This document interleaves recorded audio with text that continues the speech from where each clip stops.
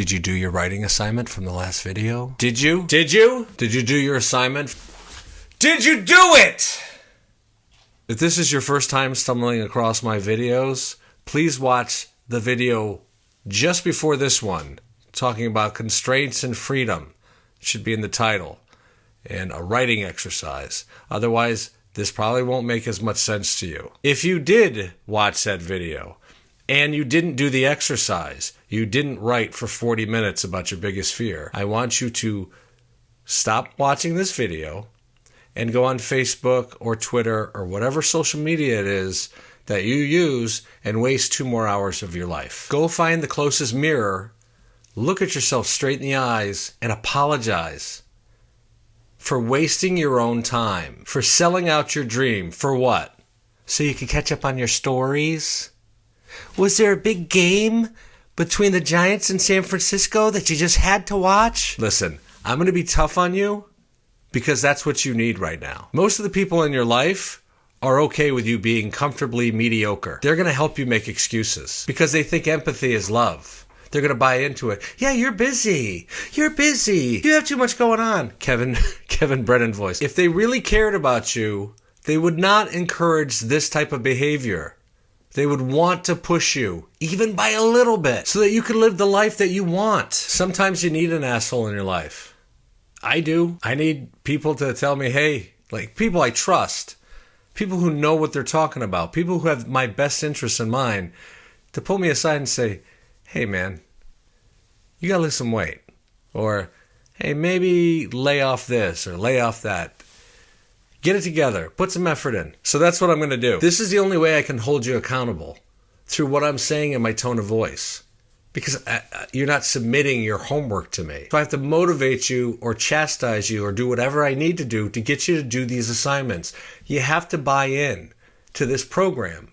Otherwise, yeah, you'll get stuff out of these videos, but you're not going to get the full effect. It's like seeing the Mona Lisa on your computer versus seeing it in person. Does that make sense? As I said in my first video, you have to be committed. And it lit a fire under me. I gotta work on these videos every single day. I'm not a good editor. I can barely pronounce it. I'm messing around on iMovie. I try to put in some little clips and make sure it's not copywritten.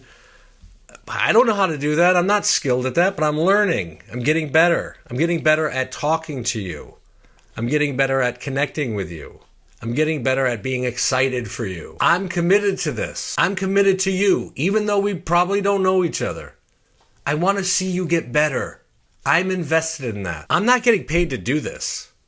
At least not yet. I'm doing it because I owe stand-up comedy every wonderful thing in my adult life, even if it's in small part, can be traced back to the very first time I got up on that stage at an open mic in Syracuse, New York. All my successes.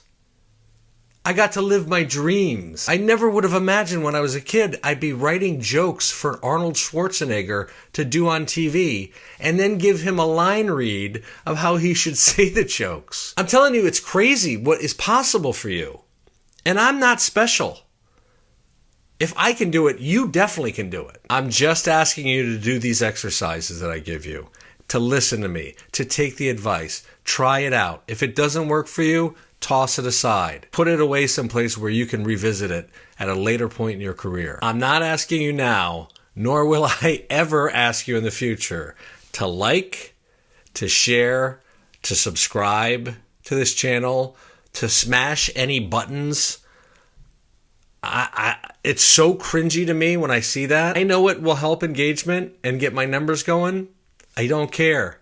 I want people who are here because they recognize the value in what I'm saying. You're here because you want to get better. You're here because of this jacket. These videos aren't just about stand-up. As you're probably catching on, it's about improving your life, discovering who you are, getting to know yourself, examining your thoughts, why you think a certain way, why your belief system is structured a certain way, what you see that is wrong in the world.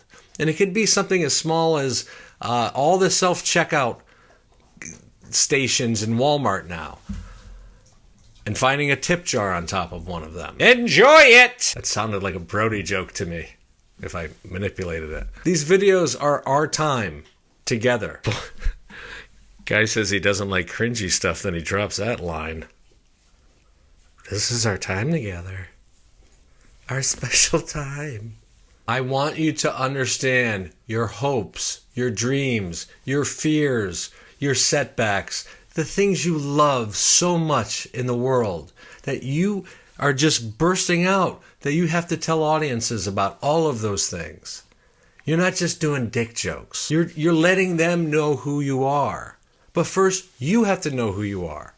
You have to have a firm sense of self. Otherwise, it's just a collection of jokes. Right now, when you're feeling this out, I need you to be coachable. Here's what I'm offering you.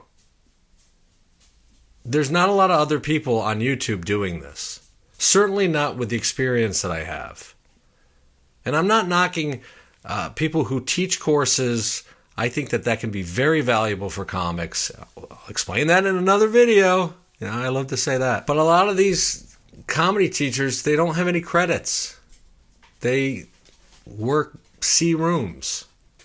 And some people, in fairness, they're better at teaching than they are at performing. And that's great. I've been nominated for 2 Emmys for writing and producing on the Best Damn Sports Show, period. I've done pretty much everything in stand-up comedy except record a special. I have more than 100 TV credits. I'm here invested in you because the other people that were from my era that I was starting out with, they're uber successful. They don't have time to make these videos. Maybe they don't even have an interest. They're out doing asylums, I was going to say. They're doing arenas. They're filming movies and TV shows and doing the biggest podcasts there are. I happen to be in a unique situation in my life where I can give back because I owe it. And I want to preserve this. Stand-up comedy is important enough for me to try to do even a little bit to keep some of the unwritten rules still going, to keep the foundation of stand-up going, because a lot has changed in a very short time, and a lot of this stuff is getting forgotten about. I see comics who are pro-censorship now.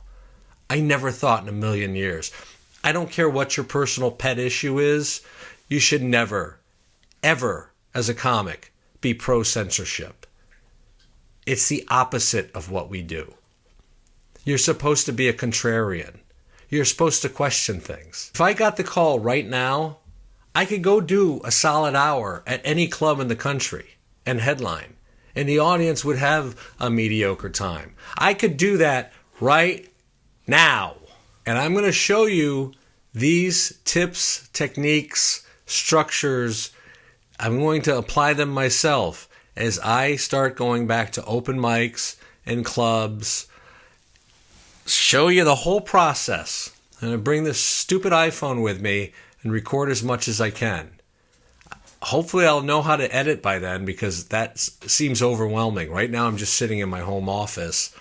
Then I strip down so it's not so cluttered with 2 of my dogs and talking into a ring light. Stop making noise, dogs. One of them brought a possum in the house tonight. My dog Bingo, the Australian Shepherd. I had to deal with that before I recorded this. Thankfully, it was playing possum. It wasn't dead. The possum is safe outside now. I picked up the possum with lawn gloves. I was wearing them. The baby possum didn't have lawn gloves on. And I brought the baby possum back outside. I brought it some water with its scary teeth. I left for a little while. I came back. It was gone. It was still alive. I made sure it was alive. And it's probably back under my porch. But I didn't let that prevent me from making this video tonight. I wrote this yesterday, and I'm doing it now. Every day, I have to do something. Some of you may be wondering why I'm here right now instead of out at a club. Why you can't find a website that I made with all my dates and tour dates, and there's barely anything about me on the net. Why are you here? Why are you trying to teach me comedy with 31 subscribers? You want to know why? Just do the fucking exercises, please. That's all I ask. And so does Willie. Well, you want to go play with the possum? You can't. You're too little. Now let's begin. You did the assignment. You wrote about your biggest fear. I know one of you did because you sent it to me. Great. Where do we go from here? Because I don't know what your experience was, I'm just talking to a camera. So I'm going to use my own experience from one of the topics that I just happened to throw out when talking about the assignment, the fear of dying alone. I've had that fear, for sure. And as I was writing, I realized I'm not afraid of dying alone, because there'll probably be a doctor there or a nurse. The real fear is living my life alone. And I think that's what people mean. They just don't realize it. Dying alone is fine. The pain is going to be gone. You're not going to remember. But living alone, boy, that's bleak. Human beings aren't meant to live like that. We think we're so evolved and so fancy. We're a species of mammal. We have certain traits and behaviors that we've been doing forever. All of a sudden, we're getting away from it because technology has been so rapidly advancing. And the way we interact with each other in these big cities instead of small towns, it's a lot. The breakdown of so many different structures in our culture. And I'm not saying it's good, bad, or indifferent. I'm not blaming anybody. I'm just talking about the reality of what the effects of that are. So, yeah, I'm very much afraid of living alone. But I've been doing it for a while now. It sucks. I'll never know what it's like to go to Costco. Let's be honest. Single people don't belong at those big stores. I don't need a lifetime supply of sweet gherkins in one trip. One of the jokes that came from that exercise, and it's not funny enough for me to do on stage or even here, I'm just presenting it as evidence, Your Honor, was that everybody dies alone.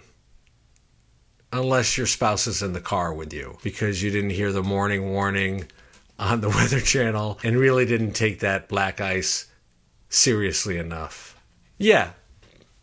Then you're not dying alone. Or if you happen to run into the Chinese bus going to New York City and take a bunch of people with you. But do you see, even with those bad examples, that you could take the fear, you can reveal another fear, and you can write about both, and you can go through this whole dance.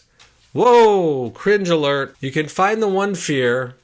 You can discover other fears that are lurking in the shadows that are really holding that one up. And you can find some funny premises. You can find some funny ideas. It's okay to have bad examples. You're just in the stage of getting some thoughts out, examining what you think, why you think it, who you are as a person. A long time ago when I started writing like this, something very profound happened for me. I got way more than jokes out of it. And I got some great jokes out of it.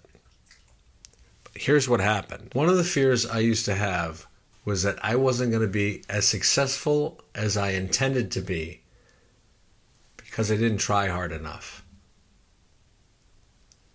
Does it make sense now why I'm pushing you? I'm projecting.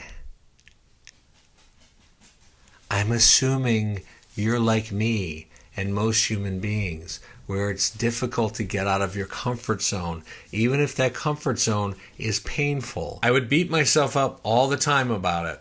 It was positive for me in a way because it pushed me to do more. But anytime I wasn't successful, I would ignore that fear, that it was my responsibility, it's on me, it was my failure. I would pawn it off with excuses. Instead of doing more work, putting in more time, I would think, well, it's rigged against me. Yeah, I'm not part of the cool comics club. I don't fit in with them. I don't have any showbiz connections. I wasn't born into this business. Agents and managers, they just can't see what I have to offer. By doing that, I absolved myself of all the responsibility. I was a victim of all these different circumstances that I created in my mind. I mean, none of that stuff was any more true than it was false. Here's the sinister trick that my mind was playing on itself to keep me stuck, to keep me from giving 100%. I had another fear that I didn't realize, was that no matter how hard I tried, no matter if I outworked everyone, the reason why I wasn't going to get success is because the truth is, I wasn't as funny as I thought I was. I wasn't as talented as I believed. Because I always believed I was the funniest person alive. That may sound arrogant. It served me in certain ways. But I also had a little evidence. I mean, I've consistently made myself laugh more than anybody I've ever met in the world. As if that's really proof. But no, I had a very big ego. The way to maintain that ego, that I'm the funniest guy, is to not fully try. To not give it my all. Because then I could say, well, I would have gotten the gig if, I really tried. If I really tried, I would have gotten hired for that. If I didn't half-ass it and just rely on talent and breeze through the showcase, I'd have an agent by now. I mean, it was all nonsense. Think about the ridiculous logic that I had to have. That on one hand, I was the very best comic in the entire world. That I was the funniest. And on the other hand, I also had the belief that I wasn't getting where I wanted to get because agents and managers didn't get me. Those two ideas don't work together. They can't work together. Because if I'm that funny, nothing that I was giving myself as reasons why I wasn't successful would matter. If you're that funny, people are going to realize it. People are going to want to work with you, give you opportunities. If I'm that funny, I shouldn't have to work at all. So I'm self-sabotaging by making excuses. I'm self-sabotaging by not giving it 100%. And it's all to protect my fragile little ego. Because I could deal with the slight pain or discomfort of not getting passed at the Laugh Factory. I couldn't stand the psychic meltdown that I worried I would have if I didn't pass at the Laugh Factory because I wasn't funny enough. Do you get that? So I had that little back door of, well, I should have rehearsed, but, if I had rehearsed, I'd get passed. I rushed it too much. Or whatever it is. Or he doesn't like me. Jamie Masada doesn't like me, so that's why I didn't get passed. I'm clearly so funny. Maybe I just wasn't ready. Maybe I wasn't that funny. Maybe what I thought was funny then, I would cringe at now. Here's how I wrote myself through that. Here's how I got over that fear. Barry Katz helped me, and he doesn't even realize it. He may not know it until if he even watches this. Barry Katz is a very famous comedy manager.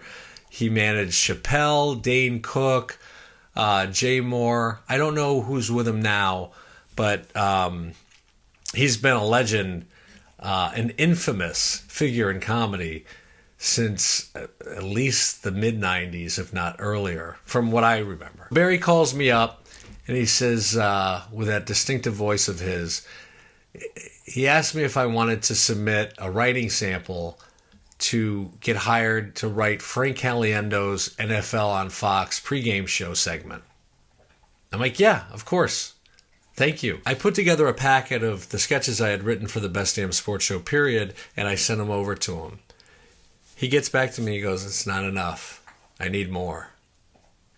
I'm like, all right. So I start writing. I put together new sketches, new concepts for things that he could do with his impressions on the show. I send them in. I'm waiting. I hear back, I need more. Oh, Barry, come on. Come on, Barry. Don't. So then I get in my head, because writers are always worried about this. Oh, he's just pumping me for ideas. They're not going to hire me. He just wants a bunch of free ideas. So this is screw that. That would have been, if I left it at that, I wouldn't have had the opportunity. I would have sabotaged it. I was already creating an excuse. Barry had never screwed me over. Why would I think that he's doing that? He wasn't. He wanted me to give my best. So I write up some more pages. I send them in.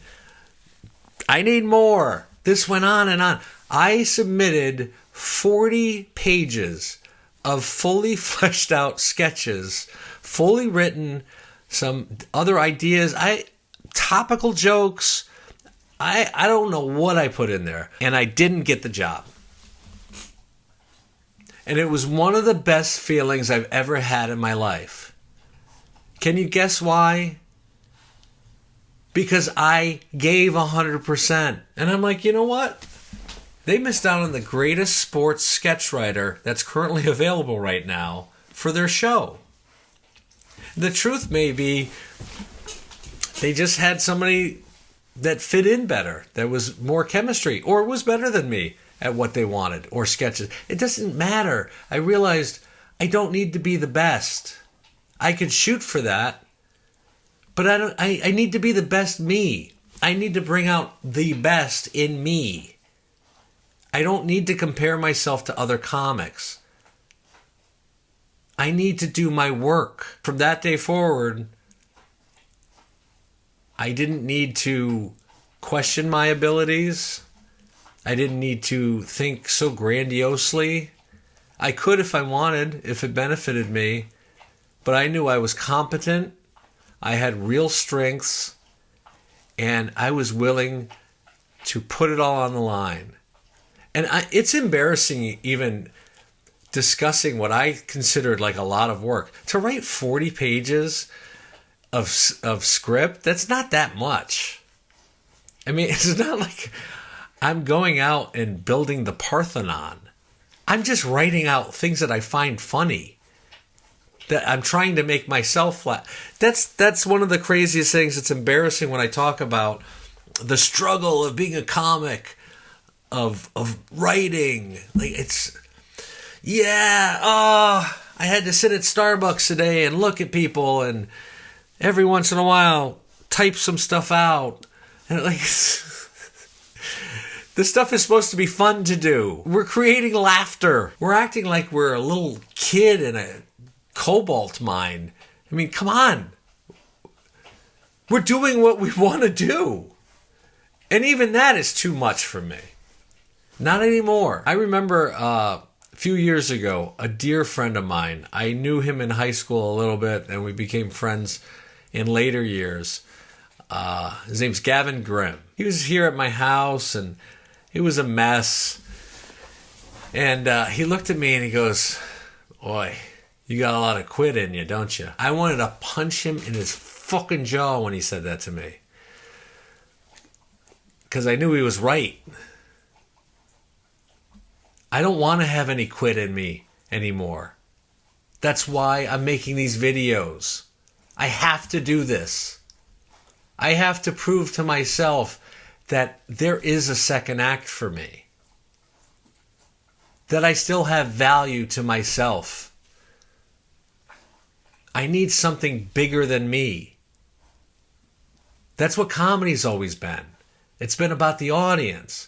Well, now I need it with a different type of audience. Gavin said that to me because he loved me, not because he wanted to hurt my feelings. He said it because I needed a kick in the ass. I needed to get my shit together. It made such an impact on me. I would hear Gavin's voice saying, "You got a lot of quit in you, don't you?" right as I was taking my depression nap. And I would sleep like a baby. A little crying infant, an actual baby, who I don't want to be inconvenienced by doing stuff. Oh, it's too hard. I'm going to sleep and avoid it. And maybe I'll wake up from this coma time machine and suddenly my porch will be fixed. Maybe the dogs will do it. No, I'll sleep just long enough so that the daylight's down. I can't actually do it. And then I go get another coffee at Starbucks. And I go on Twitter or Facebook or whatever. They're avoidance naps that I was taking. I was quitting even for the day, but this would go on and on and on. I didn't have depression, I had avoidance. I had a lack of hope. I had who cares? Does anybody even really care at this point what I do? I had a whole head full of, why even try? What's the point anymore?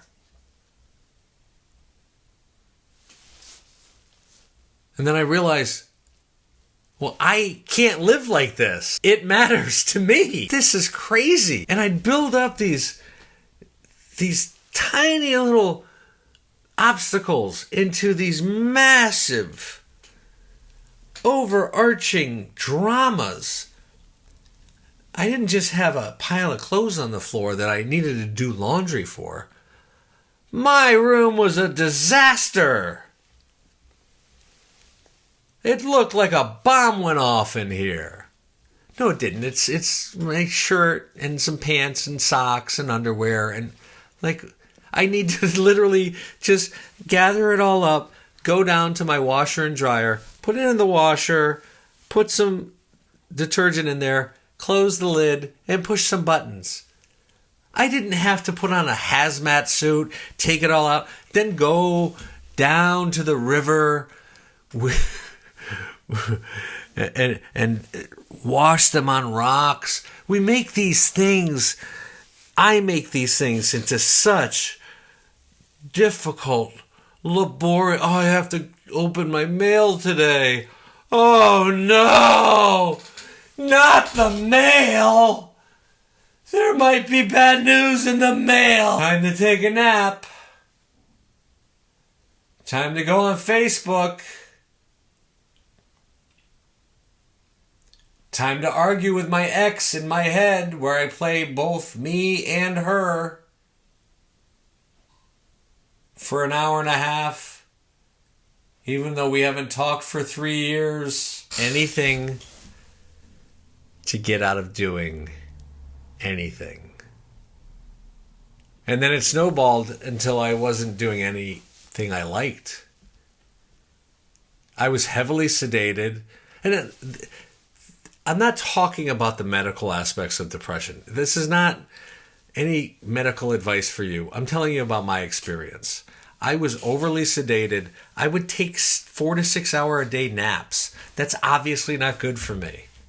I've worked through that with a doctor. And I feel better now. I mean, look at how many videos I've made so far. And if this sounds desperate or whatever, good. I am desperate. I want this to work. I know it will work. I know you can get better as a comic. Be desperate. Be like a drug addict trying to get your fix. That's the type of energy you need to bring to anything you do. That's why I lectured you in the beginning of this video about commitment, because it's been a sore spot for me. And it helps me push myself, and I know it's something that we all struggle with. I know how difficult it can be because your mind is working against you, but you can do this. Use this as motivation. I've been there. I've been through it. And now this is my biggest fear. I'm going to get emotional when I talk about this. I recorded it once already, and I did all this. I was just very vulnerable, and it all came out, and I realized I wasn't recording. So now I have to do it again. I'm always hesitant about this type of stuff because I don't want you to think I'm manipulating you or trying to get sympathy. I'm not trying to go viral or get clicks. I just want to be honest with you because you deserve that. But my biggest fear has always been that that I'm not going to be loved for just being a person. And it's rooted from my childhood. I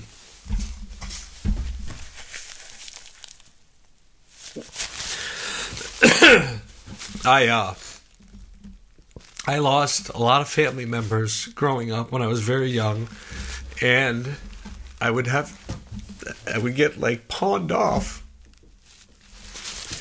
It felt like that. That's probably not the right way of saying it, but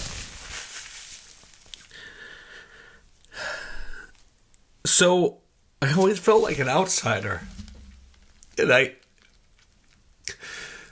always felt like I need to do extra to be loved, to be accepted, that I need to provide a value or a service of some kind. I need to be a helper. It's why I'm helping you, I'm sure, in part. I know that I'm worthy of love. I know people love me for just who I am. But sometimes it doesn't matter. It's just stuck in my head that I'll never experience that. I can make a mistake and still be loved. I thought I had to be famous. It's just so I could get a chance. And I know I'm worthy of love. I was just going to say, I know I have a lot to give. See, my version of love is what I can give to other people. It's not based on what I need for me. I tell you all of that because I'm going to do a bit at some point in my life where I'm able to make that funny. Where I'm able to bring the audience up here, then way down here, create that tension, and then just let it explode with laughter. Because I'm able to touch on something that we all experience, even if it's not the same issue, even if it's not the same details. Those deep inner fears that we all have for whatever reason, whether they're true or false. Imagine being able to have that connection with an audience. And I've had it before. I've talked about my mom dying. And I only get there by writing about it and trying stuff out. And I don't care how fucking stupid I look. I'm telling you all this because I just want you to do the fucking exercises.